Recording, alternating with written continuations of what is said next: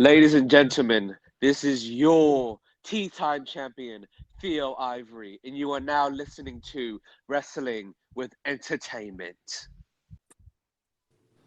What's going on, everybody? This is the super fly guy, Trayvon Jordan. And this is the Fly Side Flyer, Jalen Brandon. And we collectively known as Waves and Curls, and you are listening to Wrestling with Entertainment. On another note, Lars Sullivan got fired this week. Some say that this was a long time coming. Some say that it might have been a shock. What say you, Scooter? Let's start with Kaliko. let's start with Kaliko because I took up a lot of time talking about Butch. I think it's only fair. And honestly, all I gotta say is all those speculations came to pass, and he got fired next. Because I mean, to be quite honest, it's not like I see where it's gonna go. Because I don't know. People are gonna try to say, "Oh, maybe Lars Sullivan got fired. Maybe Velveteen should get fired." Blah blah. You know what I mean? So I feel like it's gonna go down that road. The difference is Velveteen got people like vouching for him, and Lars did not. So that's the whole big. That's basically the difference. Like, and the thing with Lars is that I mean, Lars had did some questionable stuff, but like to say the least. I mean, he wasn't. Was Lars ever actually accused of doing anything illegal? Not necessarily illegal, but definitely questionable. I mean, yes, he was a porn star. I mean, that's not a killer though, because Paige got caught literally with a sex tape. So I mean, yeah. So and I mean, quite honestly, Lars, he was boring. he wasn't that exciting as a big scary guy that came in and wrecked everybody. I mean, like maybe it's the curse of having the last name of Sullivan. Ooh. Well, damn. But I think you're spot on with that, because to me the difference between him and Velveteen Dream is Velveteen was over, like hella over, right, and Lars wasn't. Well, maybe on the upside, maybe he'll get those booty pics now that he's not in the public eye. Moving on to somebody else that got fired, Steve Cutler from the Forgotten Sons. Who? And the Cutler did it. I shouldn't have said that. And some people might say that the wrong Forgotten Son got fired here. What say you, Kaliko? Because they're expecting Jackson Riker to get fired. But the problem is you just can't fire nobody for political views. To me, I mean, that I've always said that. Like, when people start bringing it to the forefront and it fucks with their character. Because the problem is social media is kind of like an extension of the character now. And that's a given occurs in any kind of way. So if he had a personal burner account like Kevin Durant and was doing that, nobody would have knew. But I think it was because he got COVID and he went to a party and he was loose with it. And for him, for a person of his stature with the company, he's not the guy on TV every week. So he easily could get, you know what I mean? Like, right. You could easily get cut off the scene. It ain't like if you were Drew McIntyre and got COVID. You see what I'm saying? Right. Like Drew McIntyre got COVID, and it's a different story because he's in the upper echelon and he earned his way to the top. Vice of Steve Cutler, who at his point maybe was doing it irresponsibly because allegedly it's because he went to a party with this girlfriend with Deonna Purrazzo, and it was on New Year's Eve. So it kind of builds into an irresponsibleness of Steve Cutler. Because she also reported that she had tested positive for it too. That's right. You wanna add anything to that, Scooter? You know,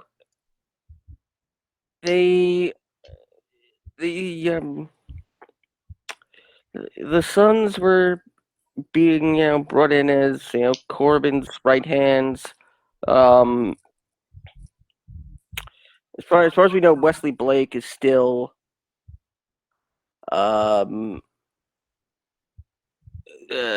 still employed. Yeah. But God help us, somebody save Murphy. Somebody make sure Murphy doesn't but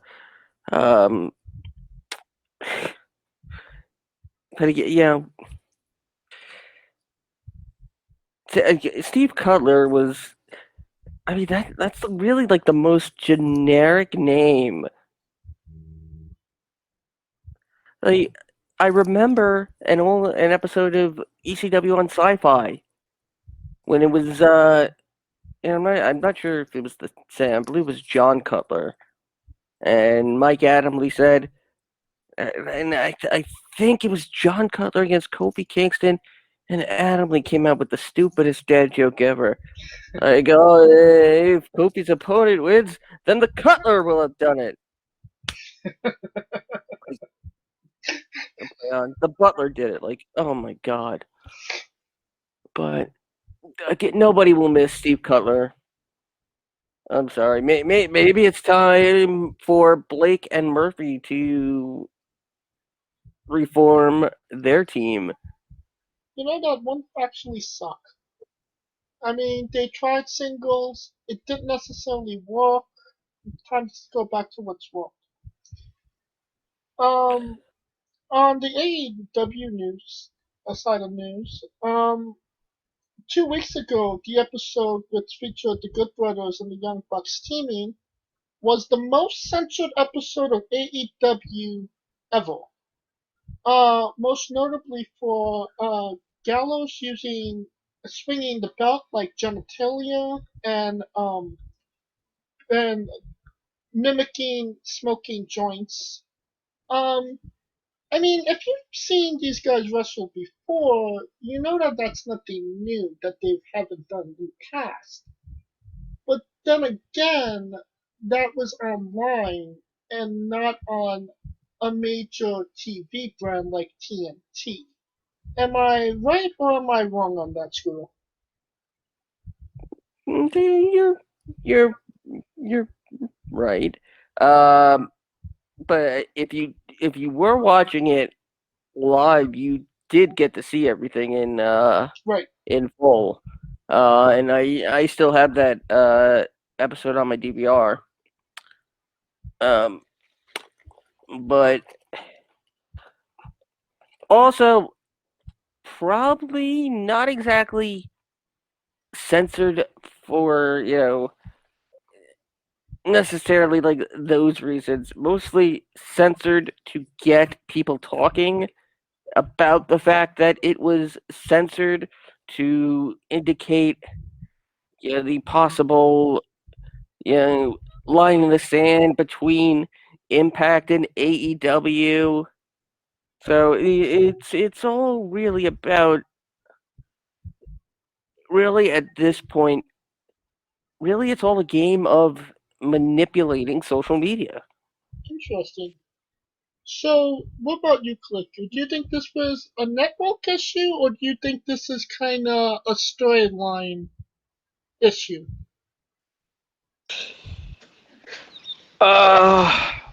The issue, I can see his point, because on the West Coast you're not going to get it because it's showed live. Like even though it's I saw it live. No, for me, because me personally, because I have YouTube TV, so like it's a West Coast delay. So by the time it plays, it's already censored out, if that makes sense. Ah, I see. So, because how can I put it?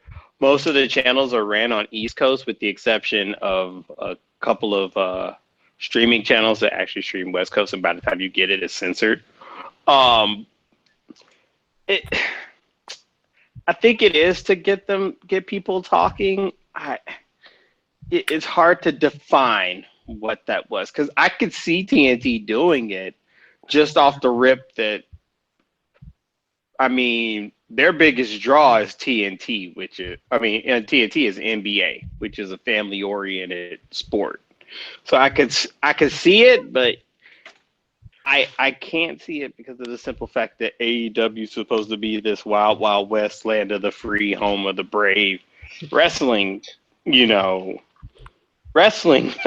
company. So it flip a coin. Like, that's pretty much how I am with it. I mean, I don't know if they would do that to get people talking, in the sense that what they're doing with all these companies are getting people talking as it is. So I don't know what that would add to it. Okay, let me see if I can maybe frame this in a different way. What if instead of Gallows, it was Matt Jackson who was swinging the belt like genitalia?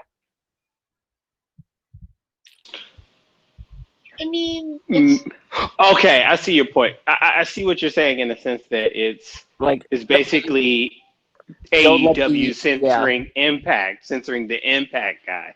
Exactly. Well, if you did notice, Gallows did try to hand the fake joint to Matt Jackson, and he refused.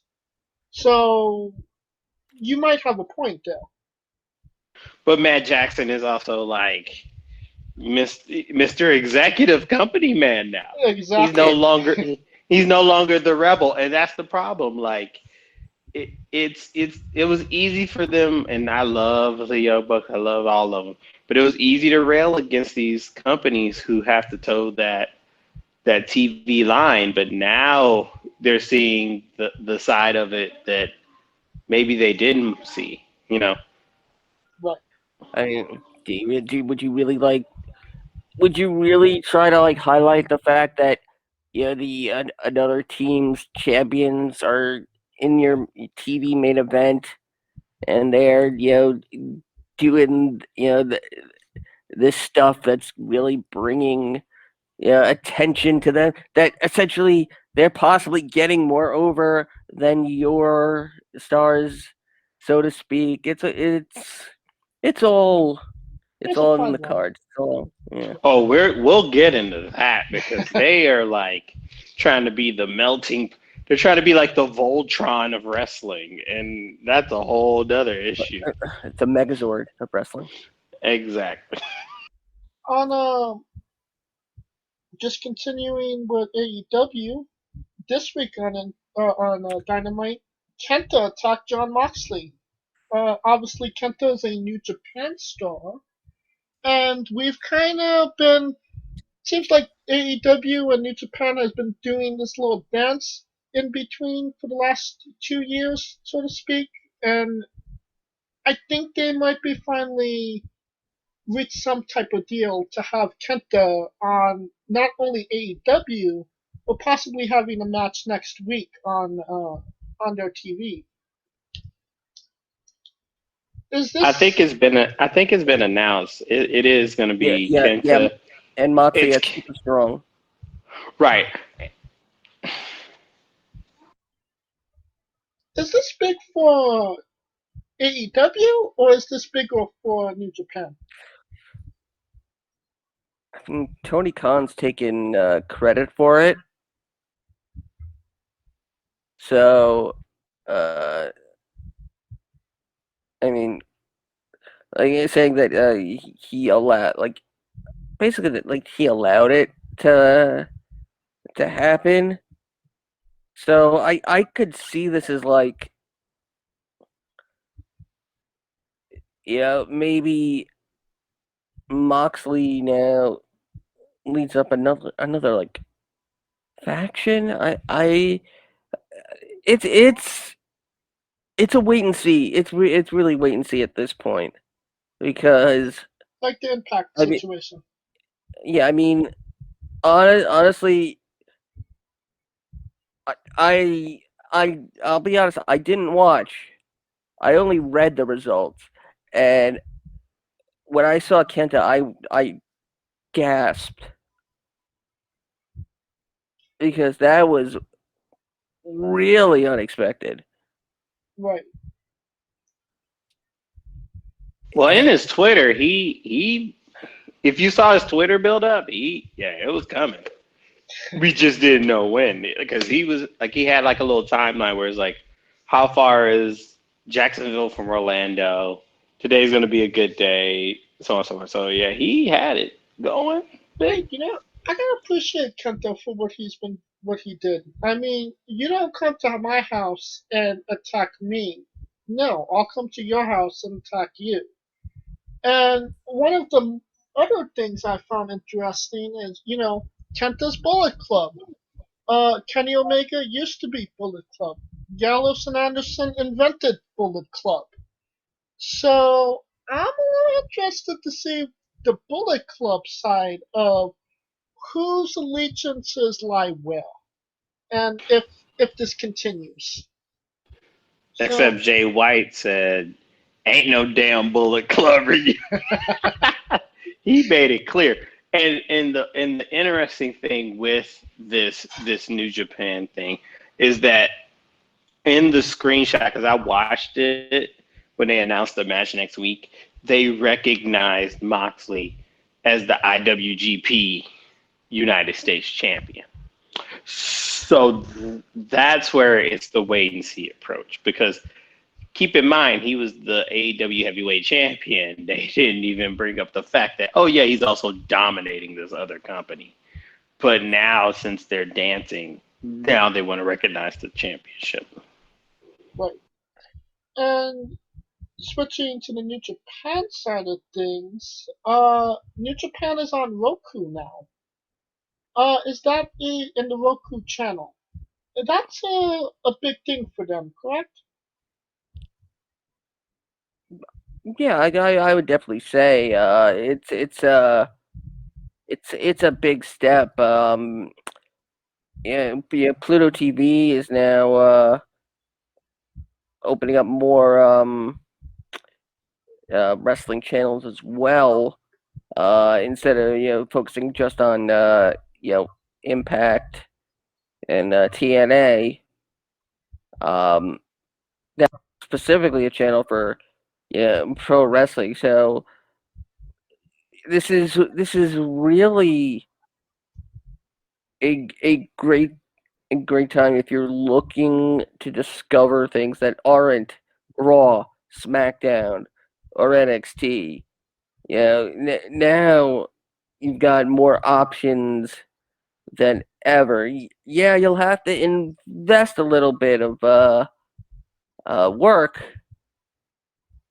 because let's face it, when is it ever that easy to watch New Japan? Just to just click and turn it on. No, there's always something involved. Whether it be a VPN or yeah, now you got to buy a Roku stick. How are you watching New Japan? Because I just turned on my Xbox and it's on.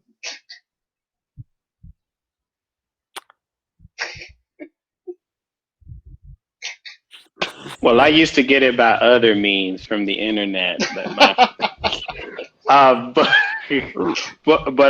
I will say I agree with Scooter that it's better than Access, and considering that I got a smart TV with Roku in it, I'm like, hell yeah, shit, let me get this thing jumping. It's big. It's bigger more so than the fact that they are on something where a lot of TVs could come with it. Yeah, that's the point I was trying to make. And that is the most important part, because not Access TV wasn't everywhere. It wasn't in Tennessee. It wasn't in the South. You know what I mean?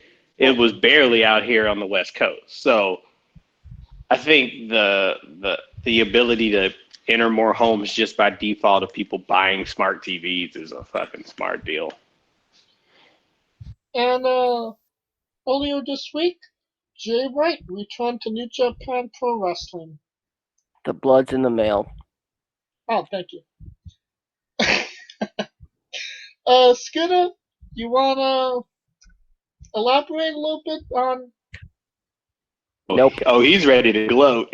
Chase is ready to gloat. Hold on. I gotta get those footprints of yours off my back. You know, kudos to Jay White for really fooling the people. I mean, but let's face it. Do you really think Jay White was actually going to show up for WWE? No. There was never any case. There was never at any point where Jay White was going to not resign with New Japan. Yes, I knew that, and I still doubled down on my my complete and utter guess. My complete and utter theory. And 95% of the time, the entire wrestling world is operating on theories. So please, if you're out there, don't call me a dumbass for getting a theory wrong. I beg you. And New Beginnings and the New Beginnings tour ends, I believe, on Tuesday or Thursday. So, definitely going to review those shows next week on the show. But let's do a little prediction time. Kaliko, Sonata and Kota Ibushi, who wins? Why you gotta put my heart into that, man? Like, why you gotta do me like that? You already know it's gonna be Coda, because if Sonata wins, I swear to God, I think that's probably bigger than me covering the spread in the Super Bowl. And that's all I'm gonna say about that. So I'm gonna say Coda just for Sonata to go opposite. But back to Jay White though. 6-man tag? That's what he's going after? Not the big belt, but the 6-man tag belt? Like what the hell, man? Scooter. I mean, you don't want to talk about the I mean, the fact that CSJ is being relegated to the penultimate match on night 1, and then opening night duty the following night. Like, ooh. But I mean, this is cut and dry for Kota at this point, quite honestly. I mean, if there was, on my perspective, if there was any shred of chance of Sonata winning that belt, it would be this match against Kota Ibushi.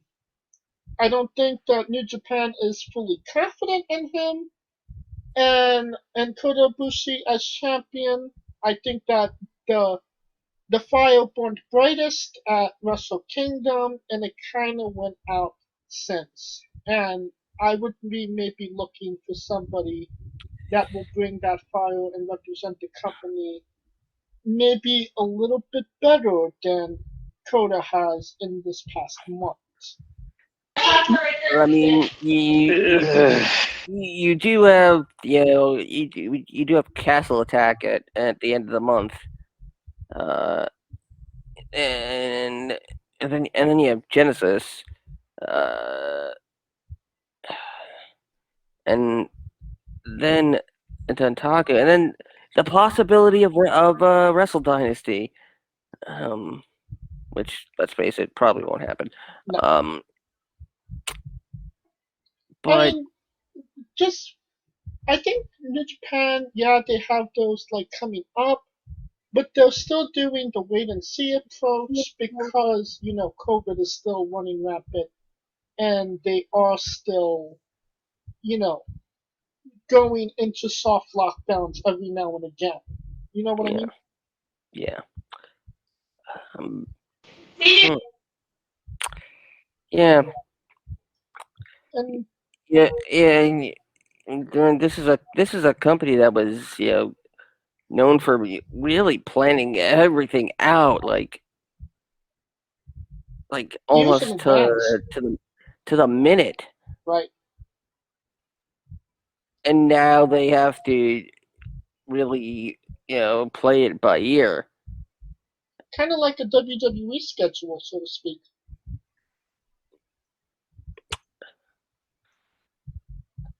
Which makes me wonder, like, should wrestling companies in general have a essential backup plan? Like these instances. Like, if I was New Japan, I would I would I would probably try and run another tournament similar to G1, where we could put on wrestling, but story really wouldn't matter. Yeah. Well, they usually do that with the World Cup, the New Japan Cup. So, And that usually comes in March, if I'm not mistaken. and the only reason I'm giving it credence that Sonata might win is the fact that they booed fucking Ibushi when Jay White won that when Sonata got his ass sacrificed in the final. That's the only reason. And the other big match that's happening is Hiromu Takahashi defending the IWGP Junior Heavyweight Championship against Sho. Sho has been showing off a more better version of himself, considering he's been alone for this past year. Let me see But what you did there. what do you say, Kaliko? Who wins the match? The Time Bomb, because he's still the most popular guy in the fucking company. Don't get me wrong, the BSK kid, he's good, but he's not no Time Bomb. So What about it yeah? ain't happening. What about you, Scooter? Like, and I gotta say, every time I look at Takahashi, I really think Naito went back in time and is both that Takahashi is just really a younger Naito with all the those red highlights and everything. But Takahashi is this might be a breakout year for Takahashi.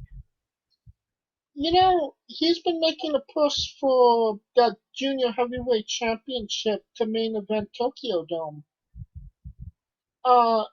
He already main evented, I can't remember the name of the arena. Sengoku Sengoku? in Nagoya. Or Corrigan Hall. No, Aichi Gymnasium. I can't remember at this moment, but he main evented Against Evil. An arena that was never main evented by a junior heavyweight champion before. So that was a big deal, and the company putting faith in him. So if he continues down that path, that's a big possibility. So you are right about that, Scooter. Yeah. I believe you are referring to July 25th, Sengoku Lord in Nagoya. He battled Evil. No, I was talking about the match against Desperado at the Super Junior finale. But to me, I think the Evil one was better. Yeah, because it had him move. Event. It had him move up from junior heavyweight to heavyweight. True, but And to me, that was more of the breakout than. I get what you're saying, but to me, if he's gonna break out, he's gonna have to be the heavyweight champion. Yeah. I see what you mean, though. And it's not far fetched because technically he's Lij's number 2. Right. But you can make an argument he's in popularity. He's tied for first. And we will talk about all those matches next week on the show when we preview. It was the Nippon Budokan. 2 juniors have never main evented the Budokan before. Hiromu Takahashi and Desperado main evented it. And once again, we will review those shows next week on the show. Until then,